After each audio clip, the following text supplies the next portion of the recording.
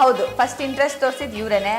ಆದ್ರೆ ಅದು ಸೀರಿಯಸ್ ಆಗೋದಕ್ಕೆ ಕಾರಣ ಒಂದು ದಿನ ನಾನು ಲಿಟ್ರಲಿ ಆ ಒಂದು ಇವೆಂಟ್ ಹೆಂಗಿತ್ತು ಅಂತ ಹೇಳಿದ್ರೆ, ನನಗೆ ಏನಾಗ್ತಿದೆ ಲೈಫಲ್ಲಿ ಅಂತ ಡೈಜೆಸ್ಟ್ ಮಾಡ್ಕೊಳ್ಳೋದಕ್ಕೆ ಲಿಟ್ರಲಿ ಒಂದು 10-15 ನಿಮಿಷ ಬೇಕಾಗಿತ್ತು. ಜೀವನ ಪೂರ್ತಿ ನನ್ನ ಕೈ ಹಿಡ್ಕೊಂಡು ನನ್ನ ಜೊತೆಲೇ ಇರಿ. ಎಷ್ಟೇ ಫೈಟ್ ಆದ್ರೂ ನನಗ್ ನೀನೇ ಬೇಕು, ನಿನಗ್ ನಾನೇ ಬೇಕು. ನಿಮ್ಮನ್ನ ಖುಷಿಯಾಗಿ ನೋಡ್ಕೊಳ್ಳುವಂಥ ಜವಾಬ್ದಾರಿ ನನಗೆ.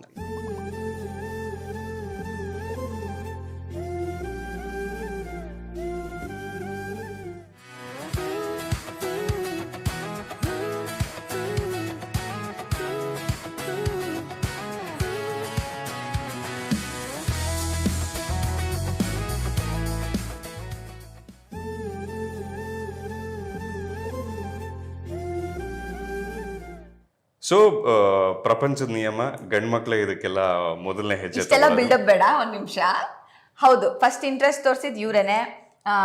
ಲವ್ ಮಾಡೋಣ, ಮದ್ವೆನೂ ಪ್ರಪೋಸ್ ಮಾಡಿದ್ರು, ಇಲ್ಲ ಅದು ಹೆಂಗ್ ಮರ್ತೋಗಕ್ಕಾಗತ್ತೆ? ಇಲ್ಲ ಒಂದು ಶಾರ್ಟ್ ಮಧ್ಯದಲ್ಲೇ ಕುತ್ಕೊಂಡು ಒಂದು ಕಾರಲ್ಲಿ ಮದ್ವೆ ಪ್ರಪೋಸ್ ಕೂಡ ಕೊಟ್ಟಿದ್ರು. ಸೊ ಆದ್ರೆ ಅದೆಲ್ಲನೂ ಆ ಟೈಮಲ್ಲಿ ಅಂದ್ರೆ ಇನ್ನ ನಾವು ಅಷ್ಟು ಸೀರಿಯಸ್ ಆಗಿರ್ಲಿಲ್ಲ, ಕಮಿಟ್ ಆಗಿರ್ಲಿಲ್ಲ. ಇಂಟ್ರೆಸ್ಟ್ ತೋರಿಸಿದ್ದವ್ರೆ. ಆದ್ರೆ ಅದು ಸೀರಿಯಸ್ ಆಗೋದಕ್ಕೆ ಕಾರಣ ಒಂದು ದಿನ ನಾನು ಶೂಟಿಂಗ್ ಸೆಟ್ ಅಲ್ಲಿ ಅದು ಫಸ್ಟ್ ಫ್ಲೋರ್ ಅಲ್ಲಿ ಇವರು ಸ್ವಲ್ಪ ಟೈಮಲ್ಲಿ ಹೆಂಗಿದ್ರು ಅಂತಂದ್ರೆ, ಇದೆಲ್ಲ ತುಂಬಾ ಆಗಿದೆ, ಎಲ್ಲರ ಲೈಫಲ್ಲೂ ಆಗಿರೋ ತರ ಇಂಟ್ರೆಸ್ಟ್ ತೋರಿಸಿದ್ರು. ನಾನು ಇಲ್ಲ ಅಂತ ಹೇಳ್ತಾ ಇದ್ದೆ. ಬಟ್ ಒಂದು ದಿನ ಇವರು ಅವ್ರ ಲೈಫಲ್ಲಿ ಇಲ್ಲ, ಇನ್ನೇನು ರಿಲೇಶನ್ಶಿಪ್ ಇಲ್ಲ ಅಂತ ಹೋಪ್ಸ್ ಕಳ್ಕೊಂಡಾಗ, ಇಲ್ಲ ರಿಲೇಶನ್ಶಿಪ್ ಆಗುತ್ತೆ, ಮಾಡೋಣ ಅಂದ್ರೆ ಇದನ್ನ ವರ್ಕ್ ಮಾಡೋಣ ಅಂತ ಒಂದು ಪ್ರಾಮಿಸ್ ಮಾಡಿ ನಮ್ಮ ರಿಲೇಶನ್ಶಿಪ್ ಸೀರಿಯಸ್ ಆಗಿ ಸ್ಟಾರ್ಟ್ ಆಗಿದ್ದ ದಿನ ಅದೇನೆ. ಎಕ್ಸಾಕ್ಟ್ಲಿ. ನನಗೆ ಲೈಫು, ಇನ್ನೊಂದು ಕೆರಿಯರು, ಫಿನಾನ್ಷಿಯಲು ಇದೆಲ್ಲಾನು ಒಂಥರ ಫಾಲ್ ಅಪಾರ್ಟ್ ಅನ್ನೋ ಹತ್ರ ಇತ್ತು. ಸೊ ಇದ್ರ ಬಗ್ಗೆ ಆ ರೆಸ್ಪಾನ್ಸಿಬಿಲಿಟಿ ನನಗೆ ಹೋಗುತ್ತೆ. ಎಕ್ಸಾಕ್ಟ್ಲಿ. ಹೌದು, 100%. ಎಸ್.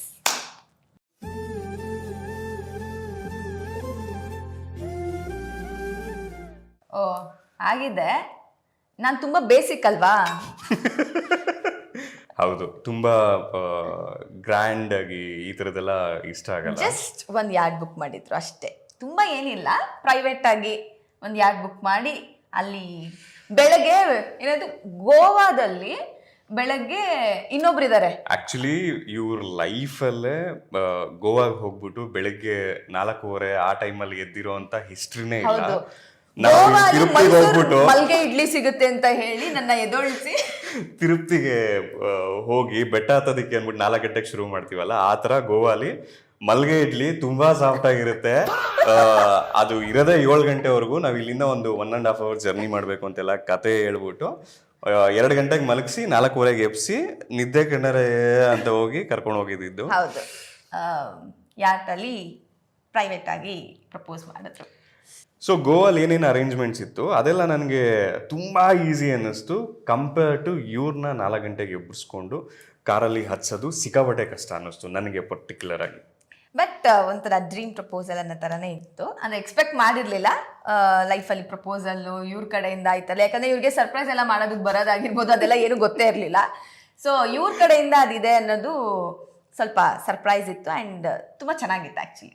ಹೌದು, ಆ್ಯಕ್ಚುಲಿ ಇವಾಗೇನು ಇವ್ರು ಹೇಳ್ತಾ ಇದ್ದಾರೆ, ನಾನು ಇದನ್ನೆಲ್ಲ ಮಾಡಿದೆ ಅಂತ ಹೇಳ್ಬಿಟ್ಟು, ಇವರೇನು ಕಡಿಮೆ ಇಲ್ಲ. ನಾನು 1 ಪಟ್ಟು ಅಂತ ಹೇಳಿದ್ರೆ ಇವರು 3 ಪಟ್ಟು.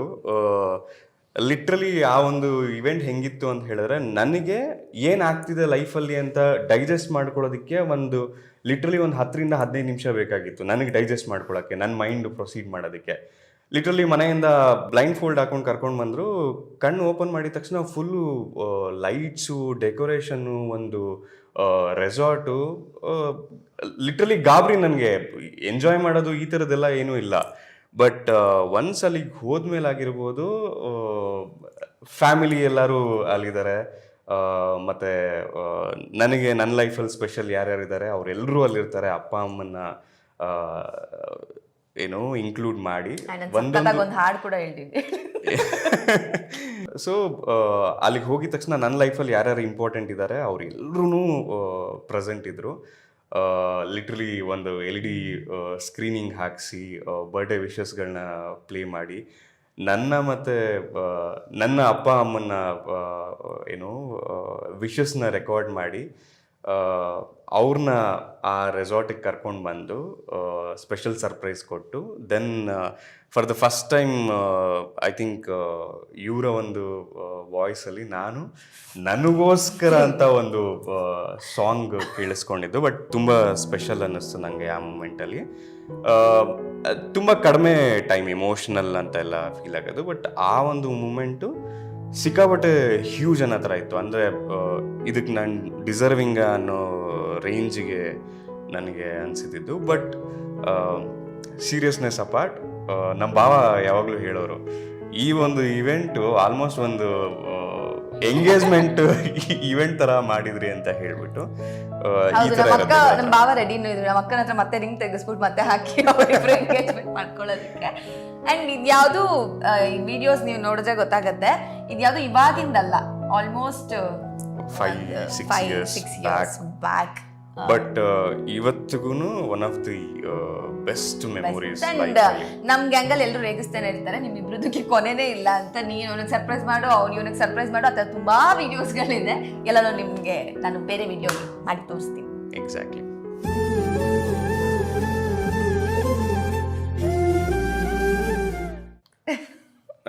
ನಾನು ನನಗೆ ಪ್ರತಿದಿನ ಪ್ರಪೋಸ್ ಮಾಡೋ ಆಪರ್ಚುನಿಟಿ ಸಿಕ್ತು ಅಂತ ಹೇಳಿದ್ರು ಅದನ್ನ ತುಂಬ ಎಕ್ಸೈಟಿಂಗ್ ಆಗಿ ಫೀಲ್ ಆಗಿ. ನಂಗೂ ಮಾಡಕ್ ಇಷ್ಟ, ಆದ್ರೆ ನಂಗೆ ಸ್ವಲ್ಪ ಶೈ ಅಷ್ಟೇ. ಇದನ್ನ ಫಸ್ಟ್ ವಿಡಿಯೋ ಅಲ್ವಾ, ನಾನು ಸ್ವಲ್ಪ ಧೈರ್ಯ ತಗೊಂಡು ನೆಕ್ಸ್ಟ್ ವಿಡಿಯೋಸ್ ಮಾಡ್ತೀನಿ. ಓಕೆ, ಒಂದು ಲೈನಲ್ಲಿ ಹೇಳೋದಕ್ಕೆ ಇಷ್ಟಪಡ್ತೀನಿ. ಪ್ರೀತಿ ಹುಟ್ಟಲು ಕ್ಷಣ ಸಾಕು, ಆದರೆ ಪ್ರೀತಿಸಿದವಳು ಸಿಗೋದಕ್ಕೆ ಋಣ ಬೇಕು ಅಂತ ಹೇಳ್ತಾರೆ. ಸೊ ಐ ಥಿಂಕ್ ನನ್ನ ಪ್ರೀತಿಸುವಂಥ ಜೀವನ ನನಗೆ ಸಿಕ್ಕಿದೆ. Thank you so much. ಇವತ್ತು ಆಸ್ ಅ ಪರ್ಸನ್ ಏನು ಲೈಫಲ್ಲಿ ಇದ್ದೀನಿ, you are one of the reason for that. Thank you so much for making me as a better person. And ನನಗೊಂದು ಜೀವನದಲ್ಲಿ ಆಸೆ ಇದೆ, ತುಂಬ ಸಲ ಹೇಳಿದ್ದೀನಿ, 60 ವರ್ಷ ಆದಮೇಲೂ ಇದೇ ಥರ ಕೈ ಹಿಡ್ಕೊಂಡು ಒಂದು ಸಮುದ್ರದ ಮುಂದೆ ಕುತ್ಕೊಂಡು ಫೈನಲಿ ವಿ ಮೇಡ್ ಇಟ್ ಅನ್ನೋದು ಒಂದು ಸೆಂಟೆನ್ಸ್ ತೊಗೊಬೇಕು. ಲೈಫಲ್ಲಿ ಏನಾಗುತ್ತೋ ಬಿಡುತ್ತೋ ಗೊತ್ತಿಲ್ಲ, ಬಟ್ ನೀವು ಜೊತೆಲಿತ್ತು ಅಂತ ಹೇಳಿದ್ರೆ ಐ ಥಿಂಕ್ ಎಲ್ಲನೂ ಲೈಕ್ ಫೇಸ್ ಮಾಡ್ತೀನಿ ಅನ್ನೋ ಧೈರ್ಯ. ಸೊ ಜೀವನ ಪೂರ್ತಿ ನನ್ನ ಕೈ ಹಿಡ್ಕೊಂಡು ನನ್ನ ಜೊತೆಲೇ ಇರಿ, ನಿಮ್ಮನ್ನ ಖುಷಿಯಾಗಿ ನೋಡ್ಕೊಳ್ಳುವಂಥ ಜವಾಬ್ದಾರಿ ನನ್ನ.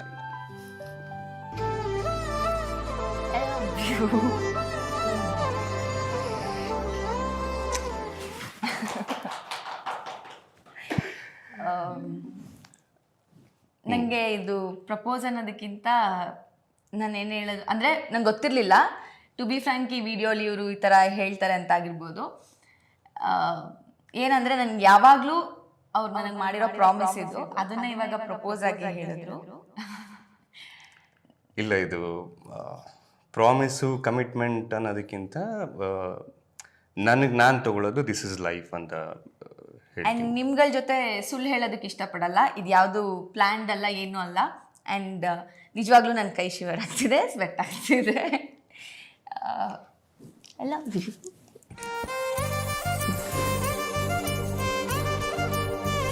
ಆ್ಯಂಡ್ ಇವತ್ತು ಈ ಮೂಮೆಂಟಲ್ಲಿ ನಾವು ನಿಮ್ಮ ಮುಂದೆ ಕಾಣಿಸ್ಕೊತಾ ಇದ್ದೀವಿ. ಬಟ್ ನಮ್ಮ ಸ್ಟಾರ್ಟಿಂಗ್ ರಿಲೇಷನ್ಶಿಪ್ಪಿಂದ ಹಿಡಿದು ಈ ಮೂಮೆಂಟ್ವರೆಗೂ ನಾವು ಇಷ್ಟು ಕೇರಿಂಗ್ ಆಗಿರ್ಬೋದು, ಇಷ್ಟು ಲವ್ವಿಂಗ್ ಆಗಿ ಈ ಒಂದು ಮೂಮೆಂಟ್ನ ತುಂಬ ಎಂಜಾಯ್ ಮಾಡ್ತೀವಿ ಅಂತ ಹೇಳಿದ್ರೆ ಅದು ಯಾವುದು ಒಂದು ದಿನದ ಎಫರ್ಟ್ ಅಲ್ಲ. ಅಂದರೆ ಪ್ರಪೋಸ್ ಮಾಡಿದ್ವಿ, ನಾವು ಒಂದು ರಿಲೇಷನ್ಶಿಪ್ ಕಮಿಟ್ಮೆಂಟ್ ತೊಗೊಂಡ್ವಿ ಅನ್ನೋದಕ್ಕಿಂತ ಎವ್ರಿ ಡೇ ಆ ಒಂದು ಪ್ರೀತಿನ ಉಳಿಸ್ಕೊಳ್ಳೋದಕ್ಕಾಗಿರ್ಬೋದು ಇಬ್ಬರೂ ತುಂಬ ಫೈಟ್ ಮಾಡಿದ್ದೀವಿ. ಐ ಥಿಂಕ್ ಅದಕ್ಕೆ ಕಾರಣ ಏನು ಅಂದರೆ ನಮ್ಗೆ ಯಾವಾಗಲೂ ಅನ್ಸೋದು, ಎಷ್ಟೇ ಫೈಟ್ ಆದರೂ ಎಲ್ಲ ಕಪಲ್ಸ್ ಮಧ್ಯನೂ ಆಗುತ್ತೆ.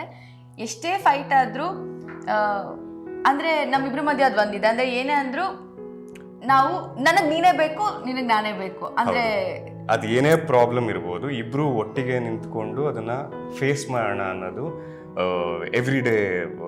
ಯಾವಾಗ್ಲೂ ಅನ್ಕೋತೀವಿ ಇಬ್ರು ಬಾಯಲ್ಲೂ ಬ್ರೇಕಪ್ ಅನ್ನೋದು ಬರ್ಬಾರ್ದು. ಎಷ್ಟು ಮಾತಾಡ್ದೆ ಒಂದಿನ 2 ದಿನ ಅಂತ ನಾವು ಮಾತಾಡದೆ ಇದ್ರೂ ಪರವಾಗಿಲ್ಲ, ಬ್ರೇಕಪ್ ಅನ್ನೋ ವರ್ಡ್ ಬರಬಾರ್ದು. ಯಾಕಂದ್ರೆ ಅದೇನೋ ಗೊತ್ತಿಲ್ಲ, ಮೇ ಬಿ ಡಿಸೈಡ್ ಆಗಿದೀವಿ ಅನ್ಸುತ್ತೆ. ಎಷ್ಟೇ ಏನೇ ಜಗಳಗಳಾದ್ರೂ ಲೈಫ್ಗೆ ಇವ್ರಿಗೆ ನನಗೆ ಬೇಕು, ನನಗೆ ಅವ್ರು ಬೇಕು ಅನ್ನೋದು. ಸೊ ಇದು ನಮ್ಮ ಒಂದು ರಿಲೇಶನ್ಶಿಪ್ನ ಚಿಕ್ಕ ಬಿಟ್. ಇನ್ನು ತುಂಬ ಇದೆ ನಿಮ್ಗಳ ಜೊತೆ ಶೇರ್ ಮಾಡ್ಕೊಳ್ಳೋದಕ್ಕೆ. ಆ್ಯಂಡ್ ಇಲ್ಲಿವರೆಗೂ ನನ್ನ ಫ್ಯಾನ್ಸ್ ಆಗಿರ್ಬೋದು, ಅಮೂಲ್ಯ ಅವ್ರ ಫ್ಯಾನ್ಸ್ ಆಗಿರ್ಬೋದು, ಅಥವಾ ಇಬ್ಬರೂ ಫ್ಯಾನ್ಸ್ಗಳು ಕೇಳ್ತಾ ಇದ್ದಿದ್ದು ಒಂದೇ ಕ್ವಶನ್ನು, ಯಾವಾಗ ಒಂದು ಅಫಿಷಿಯಲ್ ಅನೌನ್ಸ್ಮೆಂಟ್ ಅನ್ನೋ ಥರ ಮಾಡ್ತೀರಾ ಒಂದು ಇಬ್ಬರು ರಿಲೇಷನ್ಶಿಪ್ ಬಗ್ಗೆ ಅಂತ ಹೇಳಿಬಿಟ್ಟು. ಅದನ್ನು ಲೈಕ್ ಯಾವುದೇ ಒಂದು ಇಂಟರ್ವ್ಯೂಲ್ಲೂ ನಾವು ಮಾತಾಡಿ ಇದನ್ನು ಅನೌನ್ಸ್ ಮಾಡ್ಬೋದಾಗಿತ್ತು. ಇಲ್ಲಿವರೆಗೂ ಏನಕ್ಕೆ ಮಾಡಿಲ್ಲ?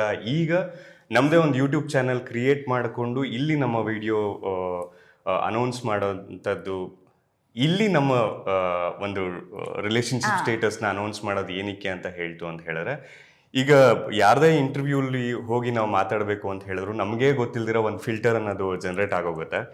ಬಟ್ ಈಗಲೂ ನಿಮಗೆ ಗೊತ್ತು, ನಮ್ಮದೇ ಯೂಟ್ಯೂಬ್ ಚಾನಲ್ ಆದರೂ ನಾವು ಬಿಗಿನಿಂಗಲ್ಲಿ ಕೆಲವೊಂದು ಕಡೆ ಎಷ್ಟು ಶೈ ಮಾಡ್ಕೊತೀವಿ, ಸ್ವಲ್ಪ ಇಬ್ಬರು ಅಷ್ಟು ಈಸಿಯಾಗಿ ಮಾತಾಡಲ್ಲ, ಓಪನ್ ಅಪ್ ಆಗಲ್ಲ. ಸೊ ನಿಮ್ಮ ಜೊತೆ ಕನೆಕ್ಟ್ ಆಗೋದಕ್ಕೆ ನೀವೆಲ್ಲರೂ ಯಾವಾಗಲೂ ಕೇಳ್ತಾ ಇರ್ತಿದ್ರಿ ಯಾವ ಇಂಟರ್ವ್ಯೂಸ್ಗೂ ಜಾಸ್ತಿ ಬರಲ್ಲ. ನೀವು ನೋಡಿರ್ಬೋದು, ನಾವು ತುಂಬ ಇಂಟರ್ವ್ಯೂಸ್ಗೆ ಬರೋದು ಕಡಿಮೆ, ಯಾವುದೇ ರಿಯಾಲಿಟಿ ಶೋಸ್ಗಳಿಗೂ ಅಷ್ಟೇ ಕರೆದ್ರೆ ಬರೋದು ಕಡಿಮೆ, ಇವೆಂಟ್ಸ್ಗೆ ಬರೋದು ಕಡಿಮೆ, ಸೋಷಿಯಲೈಸ್ ಆಗೋದು ತುಂಬ ಕಡಿಮೆ. ಸೊ ನಾವು ಡಿಸೈಡ್ ಮಾಡಿದ್ದೇನು ಅಂದರೆ, ಅಲ್ಲಿಗೆಲ್ಲ ಬಂದಾಗ ನಾವಾಗಿರೋದಕ್ಕಾಗಲ್ಲ, ಅಟ್ಲೀಸ್ಟ್ ಒಂದು ರೂಮ್ ಮಧ್ಯದಲ್ಲಿ ಒಂದು ಕ್ಯಾಮ್ರಾ ಮುಂದೆ ನಾವಿಬ್ಬರೇ ಇದ್ದು ನಿಮ್ಮ ಜೊತೆ ಕನೆಕ್ಟ್ ಆಗೋದಕ್ಕೆ ತುಂಬ ಈಸಿ ಅಂತ ನಮಗೆ ಫೀಲ್ ಆಯಿತು. And total unfiltered version of Rishi Kamali ಅನ್ನೋ ಒಂದು ಕಾನ್ಸೆಪ್ಟು. ಐ ಹೋಪ್ ನಿಮ್ಗೆಲ್ರಿಗೂ ಇಷ್ಟೊತ್ತು ನಾವು ಮಾತಾಡಿದ್ದು ಬೋರ್ ಆಗಿಲ್ಲ, ಇಷ್ಟ ಆಗಿದೆ ಅಂತ. ಸೊ ಇನ್ನು ತುಂಬ ವಿಷಯಗಳಿದೆ, ಇವತ್ತಿಂದ ಸ್ಟಾರ್ಟ್ ಆಗುತ್ತೆ. ಆ್ಯಂಡ್ ಒನ್ ಮೋರ್ ಥಿಂಗ್, ನನಗೆ ಸುಮ್ಮನೆ ಫೇಕ್ ಪ್ರಾಮಿಸ್ ಮಾಡೋಕ್ಕೆ ಇಷ್ಟ ಇಲ್ಲ. ಎವ್ರಿ ಡೇ ವಿಡಿಯೋ ಹಾಕದೇ ಇರ್ಬೋದು. ನೋಡಿ ಇಲ್ಲಿ ಕೂತಿದ್ದಾರೆ ಸ್ವಲ್ಪ ಜನ, ಅವ್ರು ಕೂಡ ನಮ್ಗೆ ಈ ಥರ ತುಂಬ ರ್ಯಾಗ್ ಮಾಡ್ತಾರೆ, ನೀನು ಇನ್ಸ್ಟಾಗ್ರಾಮಲ್ಲಿ ಆಕ್ಟಿವ್ ಇರಲ್ಲ, ನೀನು ಮಾಡಲ್ಲ. ಆ್ಯಂಡ್ ಈ ಯೂಟ್ಯೂಬ್ ಮಾಡಬೇಕಾದ್ರೂ ಚಾಲೆಂಜ್ ಮಾಡಿದ್ದಾರೆ, ನಿನ್ ಕೈಲಿ ಸಾಧ್ಯ ಆಗುತ್ತಾ ನೋಡು ಅಂತ. ಆಕ್ಚುಲಿ ತೆರೆ ಮುಂದೆ ಕಾಣಿಸ್ತಿರೋದು ಇಬ್ರೆ, ಬಟ್ ಈ ಒಂದು ಇಂಟೆನ್ಷನ್ ನ ಸಕ್ಸಸ್ಫುಲ್ ಆಗೋದಕ್ಕೆ ತೆರೆ ಹಿಂದೆ ತುಂಬಾ ಜೀವಗಳು ಕಷ್ಟ ಬಿಟ್ಬಿಟ್ಟಿದೆ, ಜೀವ ಬೆಳೆಷ್ಟು ಕಷ್ಟ ಪಟ್ಬಿಟ್ಟಿದೆ. ನಮ್ ಫ್ಯಾನ್ಸ್ ಯಾರು ಥ್ಯಾಂಕ್ಸ್ ಹೇಳ್ಬೇಕಂದ್ರೆ ನಮ್ಮಿಬ್ರಿಗಿಂತ ಜಾಸ್ತಿ ಅವ್ರಿಗೆ ಥ್ಯಾಂಕ್ಸ್ ಹೇಳ್ಬೇಕು. ಈ ಒಂದು ಮೊಮೆಂಟ್ ನ ಲೈಕ್ ಆಗೋ ತರ ತಗೊಂಬಂದಿದ್ದಕ್ಕೆ. ಈ ವಿಡಿಯೋನ ನಾವು ಸ್ವಲ್ಪ ದಿನ ಮುಂಚೆನೆ ಮಾಡ್ಬೇಕು ಅನ್ಕೊಂಡ್ವಿ, ಬಟ್ ಮಾಡಕ್ಕೆ ಇನ್ನೇನು ನಾಳೆ ಬೆಳಗ್ಗೆ ಹೋಗ್ಬೇಕು ಅನ್ನೋ ಅಷ್ಟರಲ್ಲಿ ಹಿಂದಿನ ದಿನ ಇಬ್ರು ಒಂದು ಯಾವ್ದೋ ಒಂದು ನಾವ್ ಹೇಳಿದ್ವಲ್ಲ ಅವಾಗ ಸ್ವಲ್ಪ ಅದು ಇದು ಜಗಳ, ಕಾರಣಕ್ಕೆ ಅಂದ್ರೆ ಅದೊಂದು ಕಾರಣನೇ ಅಲ್ಲ ಅಂತ ಕಾರಣಕ್ಕೆ ಜಗಳ ಆಡ್ಕೊಂಡು ಕ್ಯಾನ್ಸಲ್ ಮಾಡ್ಕೊಂಡಿದ್ವಿ. ಸೊ ಫೈನಲಿ ಈ ವಿಡಿಯೋ ಆಗಿದೆ. Every week at least weekly once ಅನ್ನೋ ಥರ ಆದರೂ ಒಂದು ವಿಡಿಯೋ ನಾನು 100% ನಿಮಗೆ ಕೊಟ್ಟೇ ಕೊಡ್ತೀನಿ. ಆ್ಯಂಡ್ ನನ್ನ ಫ್ಯಾನ್ಸ್ ಎಲ್ಲ ನೀವು ನಂಗೆ ಮೆಸೇಜ್ ಮಾಡ್ತಿದ್ರಿ ಡೈಲಿ. ಅದು ರೀಸೆಂಟ್ ಆಗಂತೂ ನನ್ನ ಬರ್ತ್ಡೇಗೆ ರಿಲೀಸ್ ಮಾಡ್ತೀನಿ ಅಂತ ಅನ್ಕೊಂಡ್ವಿ, ಅವ್ರ ಬರ್ತ್ಡೇಗೆ ರಿಲೀಸ್ ಮಾಡ್ತೀವಿ ಅಂತ ಅನ್ಕೊಂಡ್ವಿ. ಅಟ್ಲೀಸ್ಟ್ ನಮ್ಗೆ ಏಜ್ ಆಗೋ ಅಷ್ಟು ರಿಲೀಸ್ ಮಾಡಿ ಅಂತ ಹೇಳ್ತಾ ಇದ್ರಿ. ಸೊ ಫೈನಲಿ ಈ ವಿಡಿಯೋನ ನಾವು ಅಂದರೆ ಎಲ್ರಿಗೂ ಅನೌನ್ಸ್ ಮಾಡಿದ್ದೀವಿ. ಸೊ ನಿಮ್ಮ ಮುಂದೆ ನಾವು ಬರ್ತಾ ಇದ್ದೀವಿ ನಿಮ್ಮ ಜೊತೆ ಕನೆಕ್ಟ್ ಆಗೋದಕ್ಕೆ. ನಿಮ್ಮ ಪ್ರೀತಿ ಮತ್ತು ಪ್ರೋತ್ಸಾಹನ ಈ ಒಂದು ದಿನದವರೆಗೂ ಇಬ್ರಿಗೂ ಕೊಟ್ಟಿದ್ದೀರಾ. ಇನ್ನು ಮುಂದೇನು ನಿಮ್ಮ ಪ್ರೀತಿ ಮತ್ತು ವಿಶ್ವಾಸ ನಮ್ಮ ಮೇಲೆ ಇರಬೇಕು ಅಂತ. ಆ್ಯಂಡ್ ಸ್ಪೆಷಲ್ ಥ್ಯಾಂಕ್ಸ್ ನಮ್ಮ ಫ್ಯಾನ್ ಪೇಜಸ್ ಅವ್ರಿಗೆ. ಆ್ಯಂಡ್ ಇವತ್ತಿಂದ ಅಲ್ಲ, ಕಮ್ಲಿ ಟೈಮಿಂದನೂ ಅದು ಆಲ್ಮೋಸ್ಟ್ ಕಮ್ಲಿ ಆಗಿ 7 years ಆಯ್ತು ಅನ್ಸುತ್ತೆ, ಇನ್ನು ಜಾಸ್ತಿನೇ ಆಯಿತು. ಅವತ್ತಿಂದ ಇಲ್ಲಿವರೆಗೂ ತುಂಬಾ ಜನ ಫ್ಯಾನ್ಸು ಸಪೋರ್ಟ್ ಮಾಡಿದ್ದೀರಾ. ಆ್ಯಂಡ್ ತೆಲುಗುಲಾಗಿರ್ಬೋದು ತುಂಬಾ ಜನ ಫ್ಯಾನ್ಸು ಈ ವಿಷಯ ಗೊತ್ತಾಗ್ತಿದ್ದಂಗೆ ಯಾವಾಗ ರಿವೀಲ್ ಮಾಡ್ತೀರಾ ಅಂತ ಅಲ್ಲೂ ಕೂಡ ತುಂಬಾ ಜನ ಸಪೋರ್ಟ್ ಮಾಡ್ತೀರಾ. ಇಲ್ಲಿವರೆಗೂ ಎಕ್ಸೈಟ್ಮೆಂಟ್ ತೋರಿಸಿದೀರಾ, ಯಾವಾಗ ಅನ್ನೋ ಕ್ಯೂರಿಯಾಸಿಟಿ. ಅವ್ರು ಸಪ್ರೇಟ್ ಫ್ಯಾನ್ಸ್ ಇದ್ದೀರಾ, ನನ್ನ ಸಪ್ರೇಟ್ ಫ್ಯಾನ್ಸ್ ಇದ್ದೀರಾ. ಸೊ ಈ ವಿಡಿಯೋ ಎಕ್ಸ್ಪೆಷಲಿ ನಿಮ್ಗೋಸ್ಕರ, ಅಂದ್ರೆ ಈ ಯೂಟ್ಯೂಬ್ ಚಾನಲ್ಲೇ ನಿಮ್ಗೋಸ್ಕರ ಅಂತ ಹೇಳ್ಬೋದು. ಯಾಕಂದ್ರೆ ನಿಮ್ಗಳ ಜೊತೆ ಕನೆಕ್ಟ್ ಆಗೋದಕ್ಕೋಸ್ಕರ. So finally we are done. So YouTube ಅಲ್ಲಿ ಲಾಸ್ಟ್ ಅಲ್ಲಿ ಹೇಳ್ಬೇಕಾಗಿರೋ ಸಾಂಪ್ರದಾಯಿಕ ಲೈನ್ ಏನು ಅಂತ ಹೇಳಿದ್ರೆ, ಲೈಕ್ ಮಾಡಿ, ಶೇರ್ ಮಾಡಿ, ಕಮೆಂಟ್ ಮಾಡಿ, ಕೊನೆಗೆ ಸಬ್ಸ್ಕ್ರೈಬ್ ಮಾಡೋದನ್ನ ಮರಿಬೇಡಿ. ಸಬ್ಸ್ಕ್ರೈಬ್ ಮಾಡಿ.